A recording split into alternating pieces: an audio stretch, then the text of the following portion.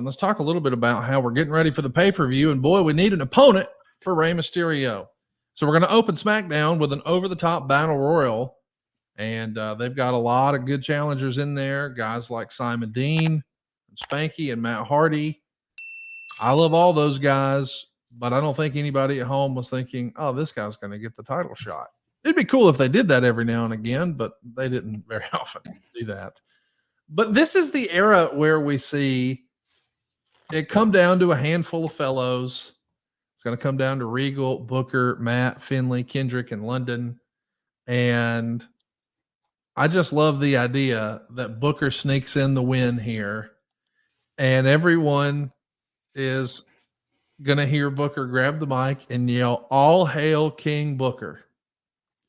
This should make no sense. It should not work. On paper, it reads stupid as hell. In execution, it was gold. I loved it. What'd you think of King Booker? King Booker! So great. I love King Booker. I do too. It was, that was also during the days, man, where, all the backstage shit, guys like Booker, guys like Kurt, guys like Austin, I really enjoyed working with. So much so. And Booker would get there, and we had like his dressing room, his king dressing room all the time. And Charmel is the gift that just keeps on giving. She's always on time. She's dressed and in makeup, ready to roll an hour before everybody else every day.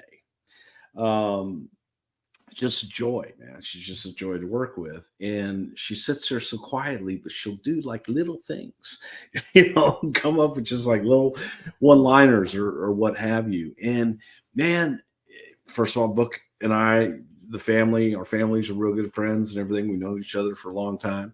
So being able to work with him in that environment and constantly just come up with stupid shit for King Booker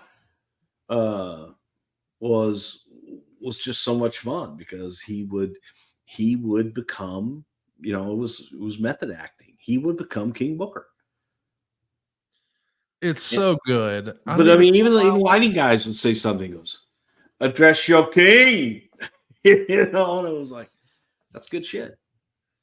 So good. I mean, what a great character actor Booker is. Like, it's one thing to be able to physically look the way he does. It's another thing to be able to perform the way he does in the ring.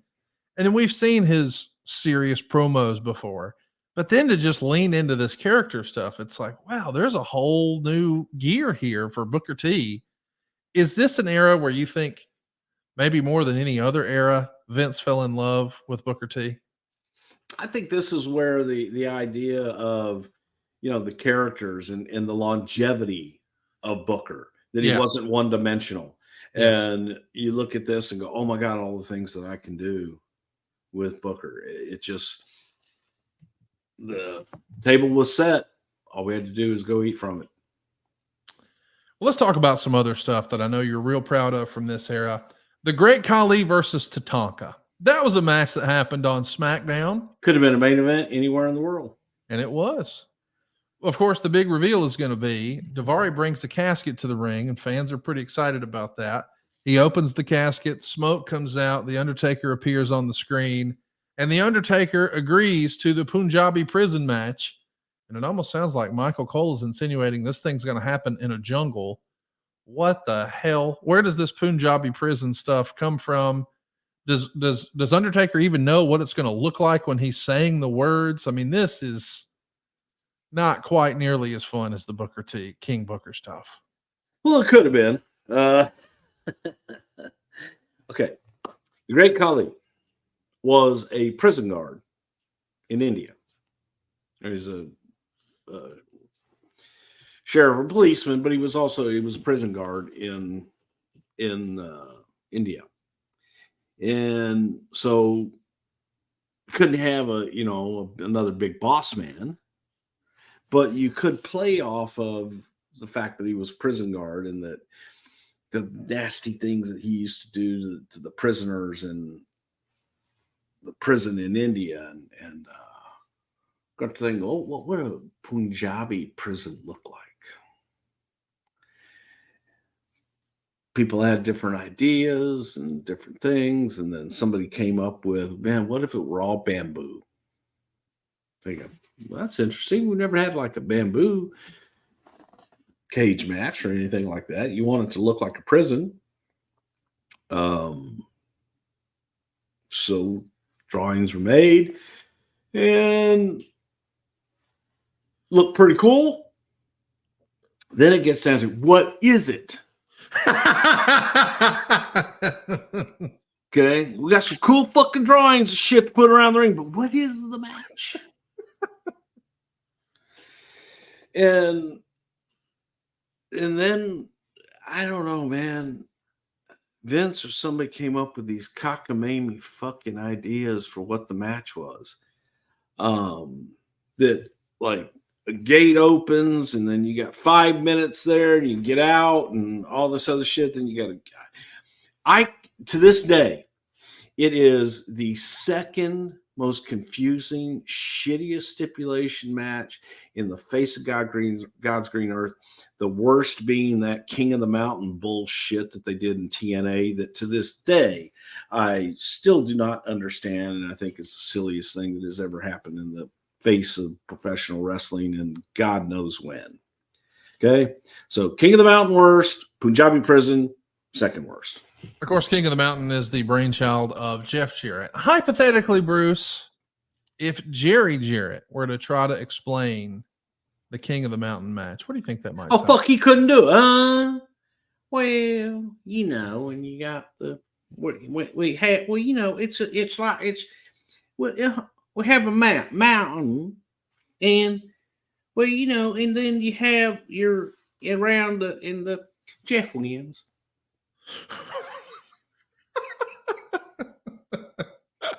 He was indeed the King of the Mountain. A reverse ladder match. Can you fucking go ahead, man?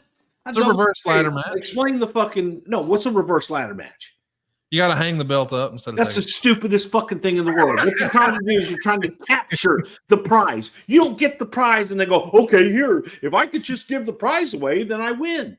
That's the stupidest fucking concept ever for a match. A match of trying to accomplish something. The accomplishment in this is to give it away. And then if you do something, you got to go sit in a cage for 5 minutes. Now you got me spitting up again. It's stupid. And again, Punjabi Prison, I can't even fucking tell you the goddamn rules did. It's just as stupid. So, you know, I'm living in a glass house here throwing stones, but I'm telling you right now that the fucking King of the Mountain thing is worse than stupid. It's fucking illogical, silly shit. You ain't got to get hot about it. Yeah, I'm hot now. Now I'm hot. Hypothetically, if you had to venture a guess, how much do you think the cage weighed? Oh God, dude. So, you know, bamboo is actually very light. But not when there's 4 tons of it. Hang on. This isn't actually fucking bamboo. Oh God. It's steel. It's made to look like bamboo. It was heavy as fuck. Yeah. And here's the best part. Is a spectator, you can't see through the shit. Yes. Because there's layers of it. God, man. Oh, you are giving me nightmares showing me this shit. It feels like something from a Rambo movie. Well, at least Rambo 1 was good. I don't remember. Yeah, it was. It was good, man. You gotta watch it.